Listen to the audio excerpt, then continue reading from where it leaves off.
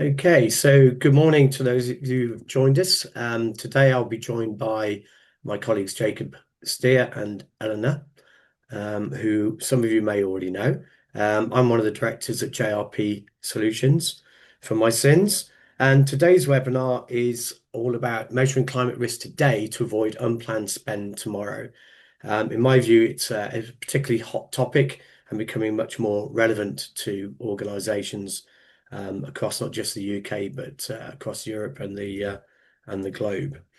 So just a little bit of housekeeping. The webinar is scheduled to last for about 60 minutes. If we can claw back a bit of time, we will. Um, and if you want to ask any questions, please use the Q&A function, which you'll see, and we'll answer as many questions as we can, either at the end or during the webinar, depending on people's availability and the nature of the questions, of course. There will also be a poll quite early on. So if you can please participate in that, it really helps to obviously keep everyone involved and make it as interactive as possible. There will be a recording of the webinar made available for those that request it. So please feel free to do so. So we'll start with the first slide, please. Okay, so I'm going to give it a brief introduction. I'm sure lots of you know who JRP are and hopefully know us as individuals too. And then we're going to talk about why do we need to be aware of climate-related risks, which will be Eleanor. And then she'll hand over to Jacob, who'll be talking about the compliance side of things when TCFD becomes UK SRS. And there was something in ED today for those of you that subscribe. And then Eleanor will be talking about understanding your risks and the cost of doing nothing. And then I'll focus on where to start and some practical actions to save time and costs. Next slide, please. So for those of you that don't know JRP or need a quick reminder, we've been around for quite some time. We're not new kids on the block. We were established in 1999. And what we are is specialists in optimizing operational performance and resilience. We're very practical by nature. We work across all sectors, and we're regarded as being the UK's leading independent energy, net zero, and outsourcing specialist. So it's a bit of a unique combination and set of skills. We are uniquely practical, pragmatic, highly experienced, not just because of the amount of time that JRP's been in existence, but as you can see from my hairline, I've been around for longer than JRP. But we've worked obviously with manufacturing environments, with complex environments, with hospitals, education environments, commercial environments, all sorts of environments, which gives us a lot of cross fertilization of ideas, knowledge, and experience. And we are supplier and technology agnostic, so we act as our clients' trusted advisors. Next slide, please. So what do we do? Well, in essence, we turn sustainability into measurable operational and financial outcomes. I could give you a whole list of things that we actually do, but that seems to change almost on a daily basis in response to our clients' ever-changing needs. But in essence, the headlines are we reduce energy costs and exposure and risk. We improve asset performance and resilience. We deliver carbon and net zero strategies. We meet ESG and regulatory requirements. For those of you participating in ESOS will be very aware of that currently. And we identify investable opportunities. So in essence, it all starts with data. We follow a very simple process, starting with the data, then we plan, then we do, and then we review what we've done. So we don't just advise, we help organizations implement and realize value. Next slide, please. So why are we here? It's all about climate impacts and what it's doing to us in our everyday lives from every aspect. So there's natural consequences of climate change. We've all seen flash floods, wildfires, even here in the UK a couple of years ago. I think London even experienced wildfires, which was I think for one of the first times ever. We've got rising sea levels, we've got riverine floods, we've got high winds. All of those things have an impact on us as individuals, both directly, personally, as businesses, organizations on supply chains, etc., etc. It also poses social threats, water shortages, quality of water, heat, which we've seen even here in the UK. We've had some very hot summers in the past 10 years or so. Rising costs, fuel poverty, and poor health. Um, there are also what we'd call territorial threats, if you like, mass migration, biodiversity loss, agricultural loss, and infrastructure damage. If any of those you can remember the Valencia floods from a couple of years ago, they did huge infrastructure damage, but it also touched on some of these other things. So yes, it's a natural consequence, if you like, but it obviously was a territorial threat. It also affected people directly living in those regions, and it also affected us here in the UK because the cost of food from that part of the world went up, citrus fruits and salads in particular. And also some indirect costs like cost of insurance, because these things aren't limited purely to the region that they've directly impacted. Insurance companies don't make losses. It affects us all. Next slide, please. So question for you, and this is where the poll's going to be issued. Have you had any weather-related impacts to your organization in the last 5 years? Have you had no interruptions to business as usual, minor disruption, major disruption to operations or supply chain, temporary or partial closure, or significant damage? So if you want to participate in that, and then we'll feed that back later on in the webinar, that would be really great.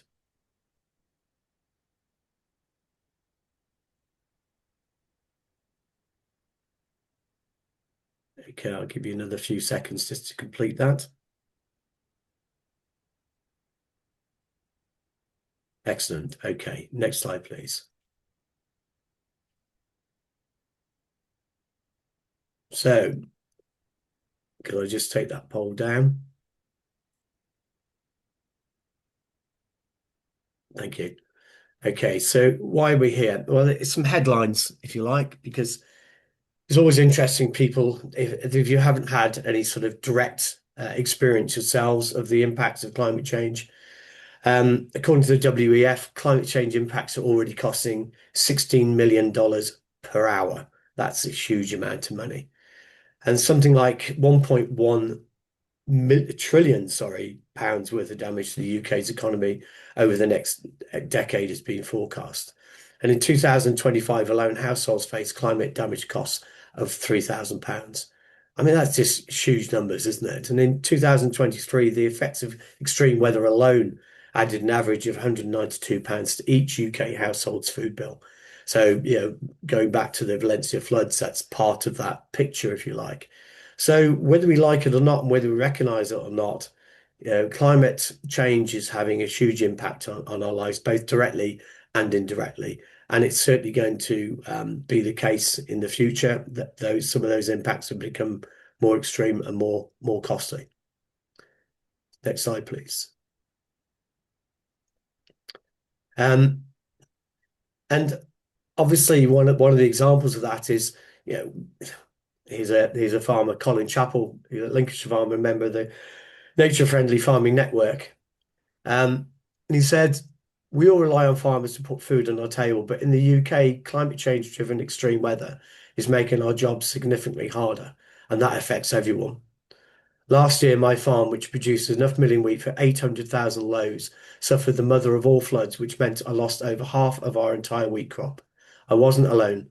Last year, the UK experienced its worst wheat harvest in 40 years. So what does that mean? That means that wheat becomes in short supply, or homegrown wheat, and therefore we have to import wheat, which obviously affects our security of supply. But guess what? It also puts up the cost of wheat and therefore the cost of food in this country. And for those of you who may not be fans of Jeremy Clarkson, but if you watched Clarkson's farm, you'll see that he's become a convert. He was a very much a cynic and a skeptic when it came to climate change, but since he's been farming, he's seen the impacts firsthand, and he's converted. I wouldn't say he's an evangelist yet, but he's certainly seen it firsthand and has been convinced of what's actually happening, and that's just here in the UK. I think at this point I'm handing over to Eleanor. So next slide, please. No, we're not. This is my last slide. I apologize. And it was just about to start talking. And of course, we are part of a global economy. We've got extended supply chains, and I think that's become even more obvious to us. It's highlighted during COVID. If you remember was it the Evergreen, the cargo ship that famously tried to do a U-turn in the Suez Canal, and the massive disruption that caused to the global supply chain. So our supply chains are already vulnerable, if you like, let alone to extreme weather events in different parts of the world, which will affect sites' ability to produce what they produce. It affects our ability to move goods around and therefore obviously increase costs. Droughts, fires, floods, impact on crop yield, sea level rises will destroy the Asian rice bowl.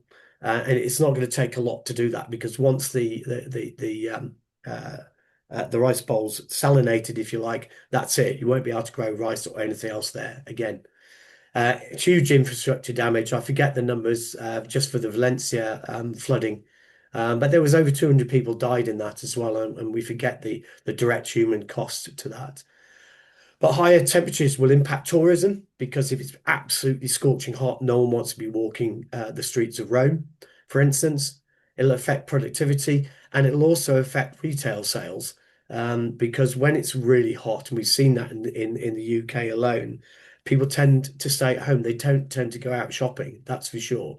And those that do, it's also going to cost the retailers more because they have to have their air conditioning constantly running. So in the end, it results in higher costs, greater risks, and greater uncertainty. And I think that's my last slide. Thanks, George. So we're going to take it into the business context now. And why do we need to be aware of climate-related risks for our business? I'm sure most of this will be quite obvious to you, but we're going to see what we can take forward as a kind of an implementation approach for you. Next slide, please. So we talk a lot about 1.5 degrees of warming, that we're aiming to keep it at that. What does that mean? We're talking about a comparison to the pre-industrial average. So we've had thousands of years of human society and but in the pre-industrial times, and we know from research that the average temperature there it varied, but it was reasonably stable. But since we've industrialized, we're pumping lots of emissions into the air, and that's changing our atmosphere, and that's what's causing global climate change. And we're talking about an average global temperature of 1.5 degrees. Current trends suggest that we're going to reach a consistent 1.5 degrees warming by 2030. I'm sure some of you will have seen that 1.5 has been breached as a sort of an annual average, but it needs to stay stable at that for 10 years before they count it as, no, we have hit this. But we know that that's going to involve measurable climate change and that impacts are already being felt. So we've got our first little quiz for you here. It's like to have a think. Here, we can pop the first quiz up. Don't know if it shows on my screen. There we go. So how often do you think an extreme weather event causing over $1 billion of costs or losses or damages, this is in the US, how often is that happening at the moment? Just give you 20 or 30 seconds to have a think of that and give us your answer.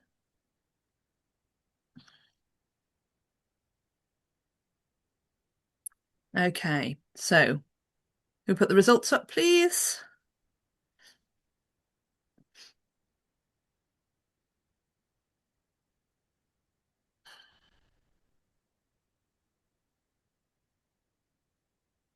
Okay, so the answer is every 3 weeks. It used to be every 4 months back in the 80s, but now on average every 3 weeks there is something happens somewhere in the US that causes over $1 billion in damages due to climate change. So if we close that and we'll move on to the next slide, please. So this 1.5 degrees is the unavoidable climate change impact of increased emissions. But how your business responds is going to make a big difference to the practical effects that happen to you. So just think very briefly about what's the difference between a reactive and a proactive approach to this. So you might have operational disruption. And particularly if you're thinking of it in terms of, oh, this is just weather, the weather is variable, weather has always been variable, we don't need to worry about it. And you just cope with it as it happens. But over the long term, that can have lots of impacts on your business continuity, which you could have a climate risk informed business continuity plan and know how you're going to react to these operational disruptions without it having as big an impact on your business. That might include costs, so having a contingency budget that you hold, and if you don't have to spend it, then that can be rolled into next year's budget. Great, rather than constantly dipping into or overspending on budgets to handle the things that happen in year. Thinking about supply chain, we talked already about the wheat harvest. Every company that was dependent on UK wheat had to source their wheat from somewhere else. Some of the big businesses that have a committed relationship with farmers for their sourcing, they'd already paid in principle for wheat that was never going to arrive because of this weather problem, and had to potentially pay a proportion of that cost anyway, and then source it elsewhere. And if we think in climate terms for a moment, we know that the agriculture industry has a big impact on emissions, and all of those emissions still happen for lost crops.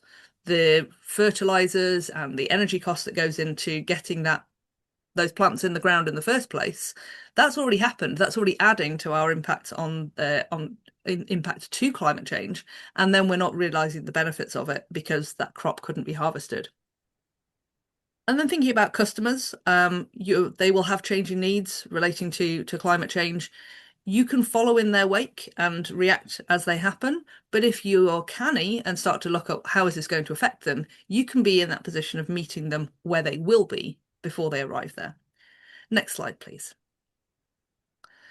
So just very briefly, what are we talking about in terms of risks in a business sense? So we split those up into physical risks. So that's the obvious, like various different types of extreme weather, etc. Transitional risks, how are things changing in response to that, and how does that affect us as a business? And then supply chain risks. So downtime, increased pricing, changing regions, all of the different things that are happening, particularly in agriculture, but also impacts of sea level on production areas, or mining, etc., in different parts of the world. Next slide, please. And we talked a little bit earlier, George talked about that connectivity. So here's just a kind of an example with a few lines worked through it, just looking at some very simple physical risks, extreme weather in the UK, globally, how that impacts agriculture, and then how that might be impacting transport times, and that impacts your time then over on the right hand side, time, resource use, and ultimately cost. So these things, the connectivity through to why it is costing you more to do business isn't necessarily immediately straightforward and obvious, but by drawing these kind of causality lines through the different parts of what goes into the supply chains, etc., we can really see how these are connected through very cleanly from climate change impacts to what it's costing you on a day-to-day basis. Next slide, please. So what we're trying to say is you're going to need more than a stronger umbrella. You need to think about how your equipment is going to cope. What do you need to invest in within the next 5 years to reduce the stress and impact on your business? And what the cost-effective ways are to adapt your sites, your operations, your products, and thinking about how the demands of your customers and the demands on your suppliers are going to change that impact how you need to work smarter to reduce the variability in your costs across the year and across a 5 or 10-year period for your forward planning, so that we can't stop the climate change that's already happened. We're not going to be able to stop the climate change, the impacts of 1.5 degrees. Hopefully we can keep it below that. But we're still all going to need to think how we adapt to those changes. I'm going to hand over to Jacob now, who's going to talk about the changes coming in with compliance and UK SRS. Thank you, Eleanor. So yeah, I just wanted to discuss kind of the first points of compliance related around climate risk. So I'm just going to give a short overview of UK SRS and why it matters in the context of climate resilience. So it's not intended to be like a technical reporting session, but kind of the key point is that climate risk reporting in the UK is starting to move from the existing TCFD approach, which stands for the Task Force on Climate Related Financial Disclosures, towards the new UK sustainability reporting standards. Next slide, please. So the UK government is starting to push climate risk into more mainstream business reporting. UK SRS, which stands for the UK Sustainability Reporting Standards, is a reporting framework that asks organisations to explain how climate and sustainability related risks could affect their business financially. So in practice, this means producing more structured disclosures within company reporting. For climate risk, organisations need to show how they identify, assess, and manage risks that could affect their sites or assets, operations, supply chains. And under UK SRS, this includes the physical risks, as Eleanor was mentioning earlier, with heat, flooding, etc., transition risks, regulation, carbon tax, things like that, and as well as the supply chain risk as well.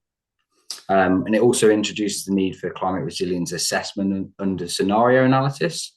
So in simple terms, that means just testing how the business could perform under different future climate conditions, such as a 2-degree or 4-degree warming scenario by 2050.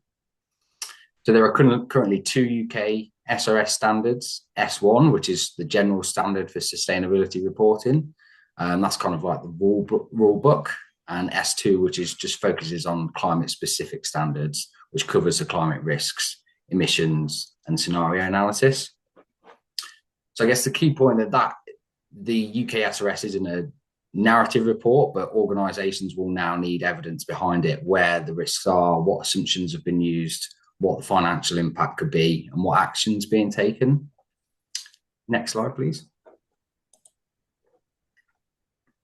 An important part is that the UK SRS is currently voluntary. The standards have been published, but mandatory reporting requirements are still being developed by the government and regulators. So it's not every organisation suddenly having a new legal duty tomorrow, but the first direct impact is likely to be on listed companies and large economically significant organisations. But it doesn't mean there won't be a wider impact, because even before this becomes mandatory, investors, lenders, and large customers may still ask for UK SRS aligned information. We've seen this lots with TCFD, where organisations will ask for climate risk information because their funders, parent companies, or even major customers wanted better visibility of their risk. So this is why UK SRS can matter to finance teams as well as sustainability teams as well, because reporting is no longer just what are your emissions, it's asking what are the risks, what could they cost, how might this affect your investment, your assets, or your cash flow. Larger organisations will need data from their supply chains as well to report properly. And this means suppliers may be increasingly asked for evidence on emissions and climate risk, site exposure. So even if an organisation is not directly in scope, it might be affected through investor expectations or lending requirements. So the message is kind of start building the evidence now, know where the risks are, what they could cost, who owns them, and what action is being taken. So to help you get ahead of future reporting expectations and start building practical climate resilience measures now, we've got sort of a bit of information on what you can do to prepare for UK SRS. So if you could have the next slide, please.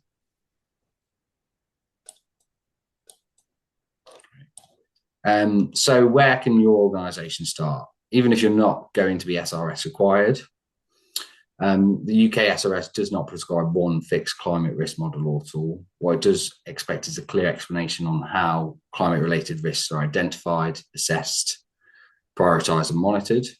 So there are practical methods to start. So first, you want to identify your exposure, what sites, assets, and suppliers are most exposed to climate risk. Second, you want to quantify the potential cost. What could heating, flooding, disruption, or any higher energy demand mean financially? And third, prioritize your action. What needs attention now? What needs further assessment? And what should be built into future investment plans? So this is not about creating a perfect model on day one. It's about building your evidence to support better reporting, better investment decisions, and stronger operational resilience.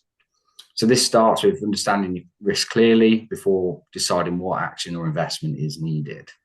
So I'll pop you back to Eleanor now.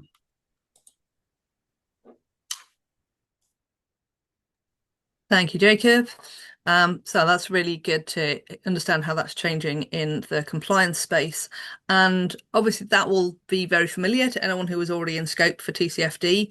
As Jacob's already said, the people who were already needed to do that, so the listed companies, you can expect them to need to do UK SRS. Keep an eye out if you are a larger private company there's going to be some consultation the government's doing on who should be included in the mandatory reporting. When we find out more about that, we will put that out in our newsletters, so do keep an eye out for that if it's something you would like to participate in. So whether you want to do it because it's good for your business or whether you need to do it for a reporting, what we need to do is start by understanding what your risks specific to you as a company. So next slide, please. So we talk a lot about averages, so the 10-year average of this, that, and the other. But we know from looking at the last few years that the detail of a year on year can be very variable. So 2022, we had the warmest year on record to date in 2022. We then beat it in 25, but that had both the highest maximum and minimum temperatures. So what we mean, like the minimum overnight temperature stayed at its highest levels in 2022 in every individual month of the year except December. They were warmer than average. 2022, we had a new record set for storm wind speeds. We had below average rainfall and then a very wet autumn, which caused different kinds of problems for UK agriculture. Then in 2023, it was warm, but it was very wet. We had record-breaking temperatures in June and a heat wave in September, named storms all over the place, and the 6th wettest year since 1836, following on from a drought in the previous year.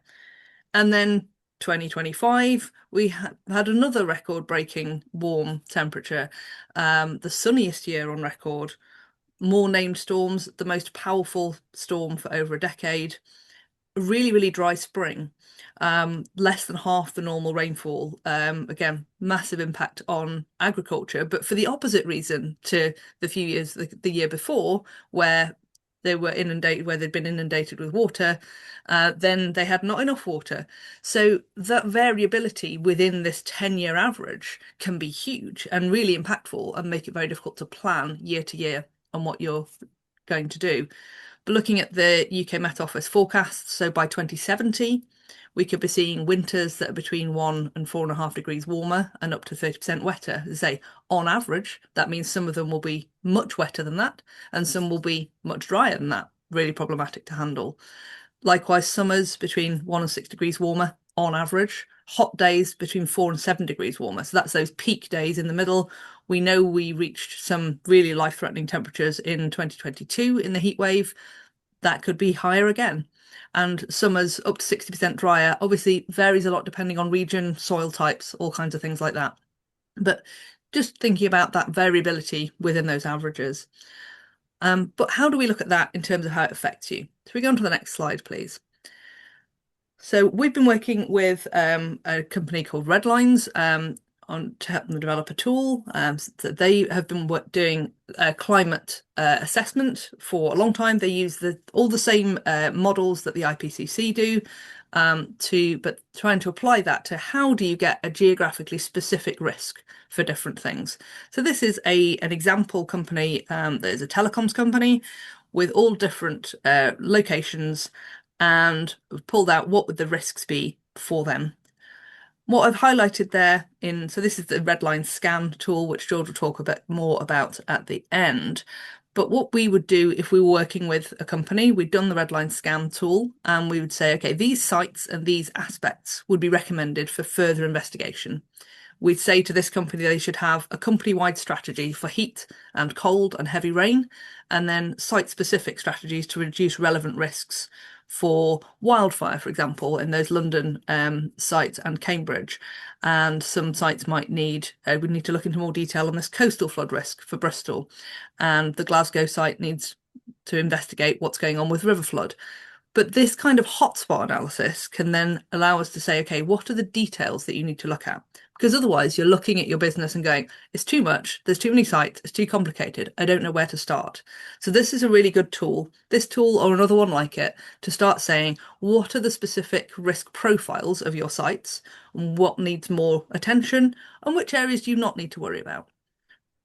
Next slide, please.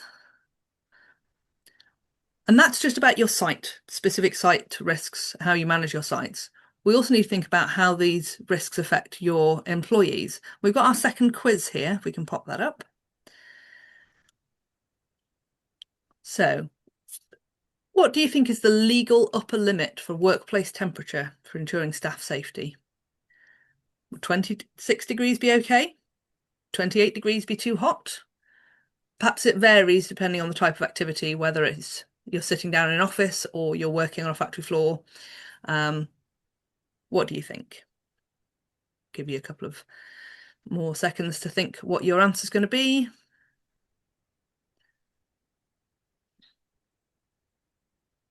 Okay, do you want to show the answers?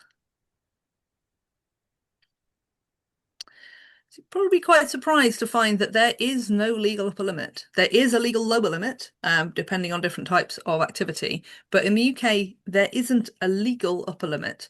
However, there is a requirement to maintain staff safety. So that's going to mean thinking about what is going to affect your staff, what is a healthy working environment for on-site staff, for off-site staff, mobile staff, thinking about work planning, thinking about risk assessment, thinking about what do your policies and procedures need to be in place such that if you've got a mobile staff member turns up to a site and goes, this should have been fine, but it is not safe for me to work. And knowing that if they make that dynamic risk assessment decision, that you as their employer are going to have their back and support them to make that decision, even if it has an impact on your customers, but that you're willing to put their safety first in and trusting them and educating them in when is safe to work in different extremes of weather. Thinking about how it might disrupt road or other transport, particularly floods, but also how does it impact roads? We know that in 2022 there were lots of impacts on roads due to the tarmac heating up, for example.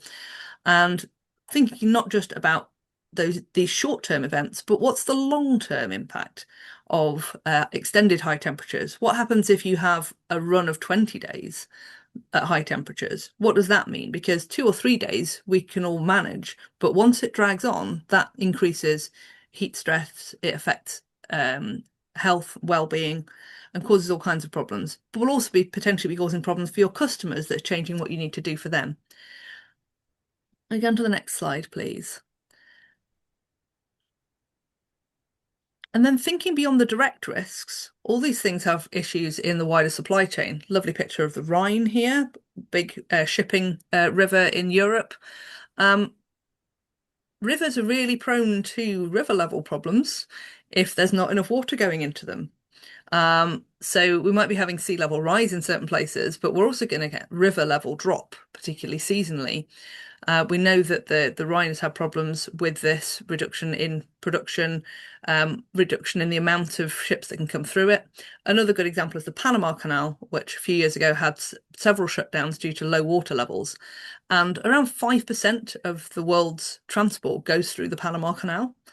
And if that gets blocked because ships have to be held until there's enough water for them to go back through it, that's causing all sorts of problems for both the materials that are stuck there trying to get through, but also ships that haven't entered the canal yet. Where do they go? Do they go the long way around? Do they wait? Have they got sufficient resources to store those goods through that delay? And what's the on cost then to them as a business and to you as their customer? Next slide, please. So yeah, thinking there about supply chain sourcing. Obviously, agriculture globally significantly impacted by climate change, wet winters, hot summers, extreme weather. Retail and hospitality sectors obviously particularly impacted by this, those fluctuations in costs, because trying to keep those price points down for customers is really important for retaining share of the market. George already touched on insurance, and we already know that there are higher premiums and more restrictions for weather-related claims. We're already seeing those in the UK. Business interruption insurance now often has specific clauses or additional premiums for climate-related business interruption. And in the worst case, certain sites might become uninsurable or uneconomic to insure because of the risks to that site or continuing those activities without adapting them thoroughly to climate change. So next slide, we're going to try and think about how do we work out what the cost of inaction to you would be. So next slide, please.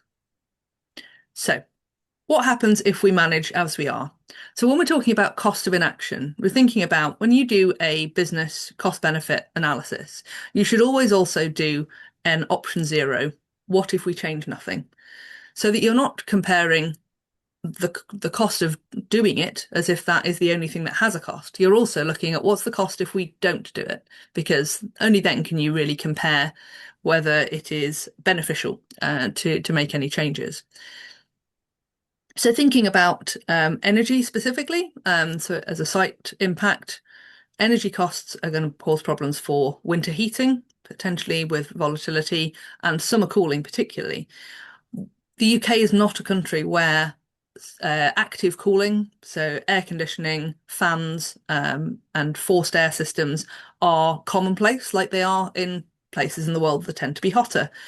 But whether it's that we might need to introduce them or run them harder or more if they are here, we need to think about how can we adapt so that we don't need to just respond to heat by just turning our temperature down, because that costs us energy every time we do it. But we think about there are certain situations where that's not a choice.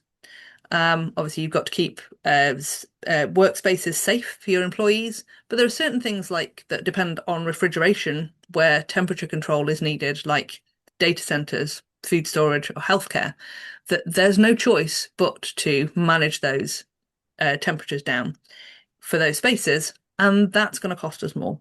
So I'm going to work through a bit of an example here using the this telecoms company that we looked at earlier. So we go on to this next slide.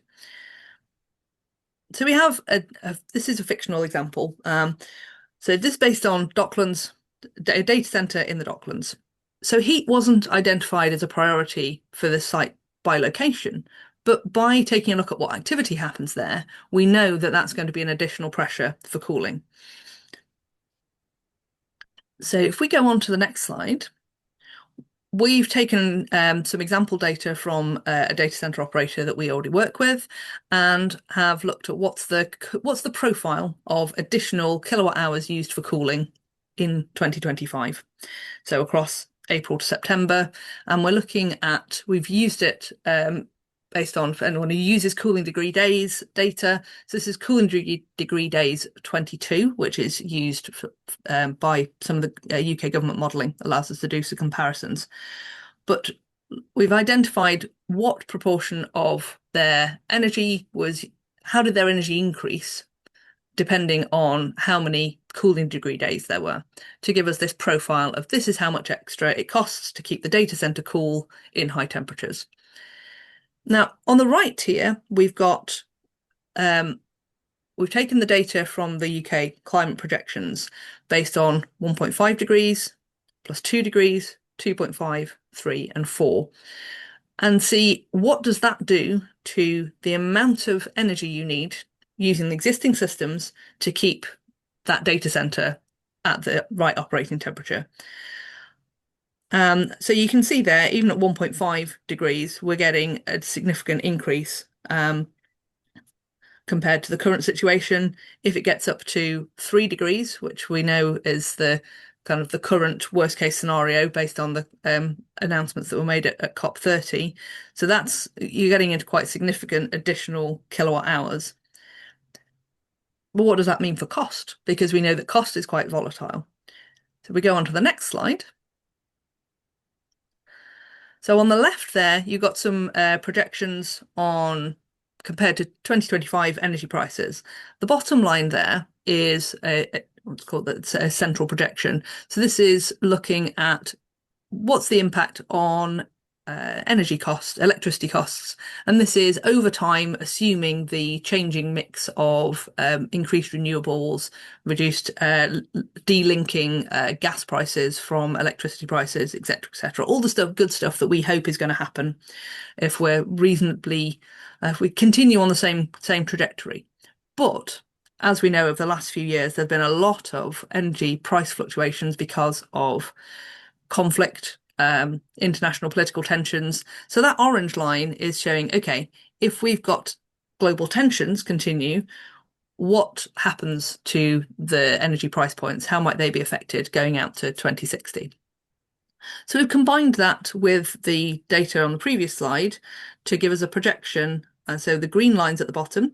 So if we can cap at a 1.5 degrees of warming, and with the stable energy prices, we're not looking too bad. It's not going to change that much from how it is now. That's totally manageable.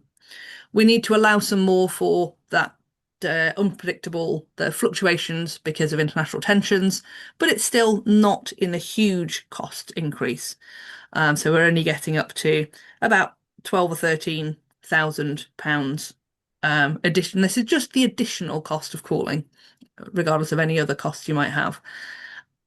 But on the upper two lines, if we trend towards 3 degrees of warming by 2050, and everything that happens there as it gradually increases over the next couple of decades, plus the potential changes to energy prices, we're very quickly getting up into significant impacts on energy costs. And this is just for one data center, one single site.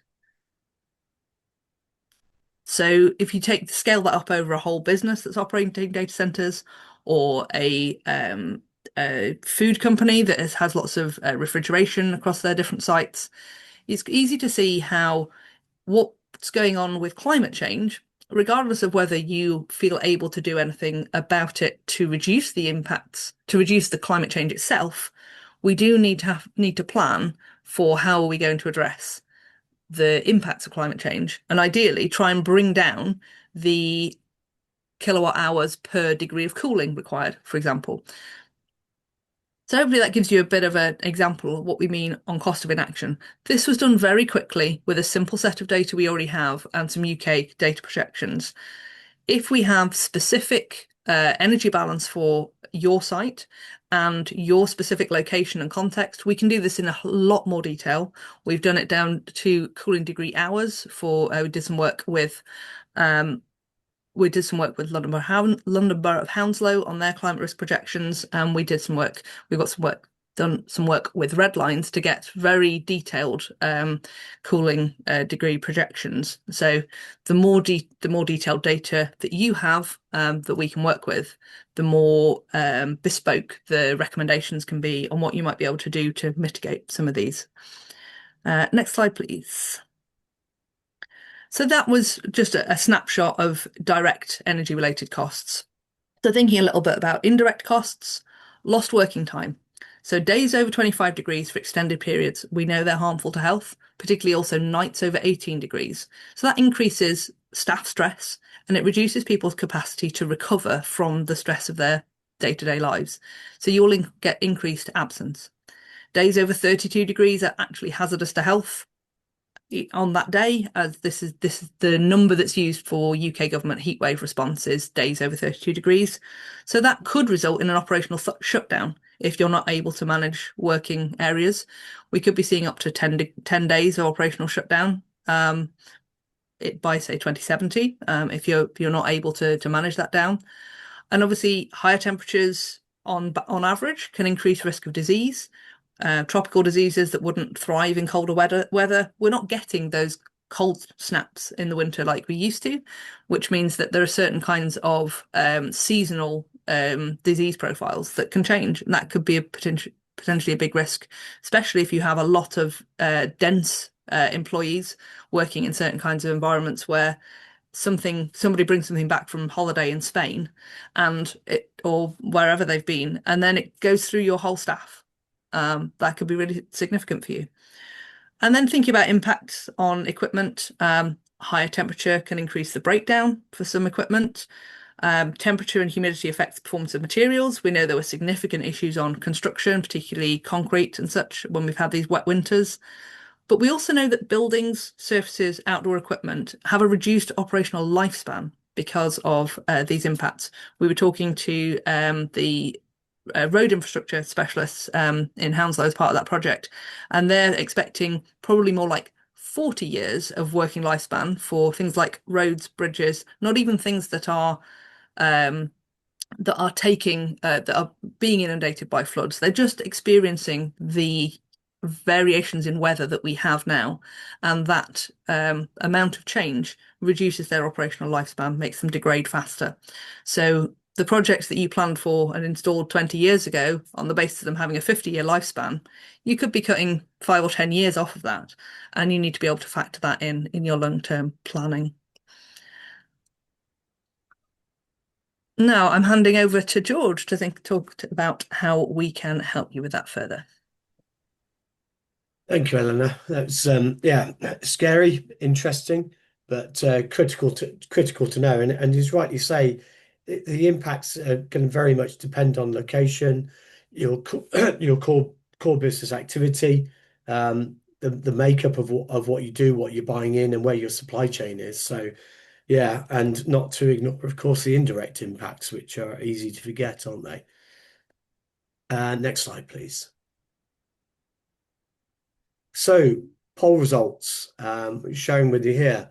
The real takeout for me is 17% of you have said that you've had a temporary or partial closure due to climate-related factors. That's significant, and I'll obviously I can't prove it, but I bet you if we did this same poll 10 years ago, that probably would have been zero. But it's interesting, isn't it? There's minor disruption to operation and supply chain, 42%. And I think you'll probably, if we do this poll in another couple of years or even 5 years, let's say, I think those percentage numbers would probably change. And you'll probably find even more than 17% were experiencing site closures, etc. So even the final question there, significant damage to site or equipment due to climate-related factors, 10%. That's still not an insignificant number, and those, as I say, are most likely to grow. So yeah, quite scary stuff, and evidence again that the impacts of climate change are already being felt by businesses in the UK. Okay, should we close that down? Next slide, please. Okay, so where do we start? And as for those of you that have attended any of our webinars or engaged with us in the past, data is always a starting point. With data enables you to see what's going on. It helps you to understand. It also helps you to measure the impacts of things that you do. And in this case, obviously we're working with red lines, and we use the red line scan tool to establish what and where your biggest operational site risks are. So this is talking about your operational sites. This isn't talking about your supply chain, which is obviously the next step, if you like. And by doing that, you can then understand the materiality and immediacy of those identified risks. And once you understand that, it enables you to have that conversation with your senior leadership team, because otherwise, they deal in the facts and figures, and particularly if you can put pound signs next to it or dollar signs, depending on your parentage, then that also helps that conversation. And then what do you do with that? Well, you have to then develop a risk mitigation plan with associated costs, because everyone's going to want to know what it's going to cost. And I think it's not just about associated costs of actually doing something about it, but it's also the cost avoidance and the cost of inaction. That's as important, because it will cost businesses more and more as time goes by. And then implement those actions and review the results to see what's worked, what could work better, what you could repeat elsewhere. And then stage 2 is there are other tools available, as mentioned earlier, but we work with Redlines, and their Redlines Pro tool takes you to the next level.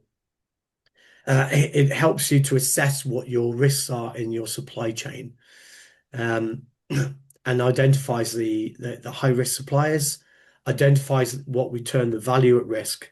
That's where the conversation gets really interesting when you talk to your CFO or your CEO, because they deal in numbers and carbon, etc., etc. That's great, but really what they understand is money, bottom line impact, etc. So identifying the value of risk is really important, because if you go to your CFO or your CEO and you say, well, we've done this, we've used this tool, it's very credible, and the value at risk to us, given our 10-year window, 5-year window, given our sites where they are, etc., etc., etc., the value at risk is X million pounds, you'll get their attention. And then on the back of that, obviously, again, develop a risk mitigation plan version 2, because now you're looking at a much broader scope. And again, with associated costs, cost avoidance, etc. And then engage your key suppliers. It's not necessarily key suppliers being the ones you buy the most from. It's those that perhaps provide the most critical product or most critical ingredient, or those that are most at risk. Because it may be in extreme circumstances, you have to find either or develop different products, find alternative suppliers, or work with your suppliers, your existing suppliers, make them aware and see what their plans are, because hopefully some of those will already be aware of what's going on and will already have plans in place. And then implement that plan and again, review the results. So many people over the years we've engaged with, and they implement things, but they don't review what's actually happened. Has it worked? How well has it worked? What else do we need to do? So that's the way we would approach it. Stage one, look at your own operating sites before then looking at your supply chain. Unless you have, of course, already experiencing issues within your supply chain, then you probably need to accelerate the process and get to stage 2 as quick as you can. Okay, next slide, please. And so for those of you that are interested in finding out more, we're offering a very limited number, for obvious reasons, of free climate exposure reviews that's specific to your own organisation. So for those of you that are interested, please scan that QR code and you can book on either the 3rd or 9th of June, but there are only a dozen slots available. So if you're interested in finding out more about the risks to your own organisation at asset level, i.e. at site level, then please jump on and book in before those slots go. It'll give you access to Redline's dashboard showing whether any assets within your portfolio appear to fall into higher climate risk categories, i.e. level 4 or 5. And it'll give you an early indication of whether material climate exposure may exist within that asset base and whether further investigation may be warranted. Because the earlier you take action, the earlier you understand the risks, the materiality and the immediacy of those risks, the less it's going to cost you to fix it, to put it to be perfectly frank about it. So early action we would always encourage, and early engagement with your SLT is always really critical. Or simply ask a few questions just to get the ball rolling. Hopefully this webinar has given you some interesting insights and facts as to what's going on, how climate change is impacting your own organisation will very much vary in accordance with your own view of temperature rises over the next 10, 20, 30 years, and indeed your own sites and your own supply chain. But we're here to help, as always, and hopefully today's been useful to you. Do we have any time for questions? I presume we do. So we've had a couple come in. First one I've got here is, how should organisations think about supply chain risk alongside site level risk? It's a good question. In my view of that is, it really depends on your own organisation and the materiality and immediacy of those risks. Obviously, if the risks are very material and they're happening now, or you can see they're about to happen, then you need to be dealing with those, whether that's in your supply chain or at site level. So you can't really prioritize them, I guess. I would think that most organizations are going to be looking at your own asset base to begin with in any case. I think we'll leave it there. We have had other questions and we will answer those directly, but we'll give you a little bit of time back. We're just finishing just before the hour, so hopefully that's been useful to you. For those of you that would like a recording of the webinar, please contact us and we'll be happy to provide that for you. But thank you very much for your time today, and look forward to seeing you next time.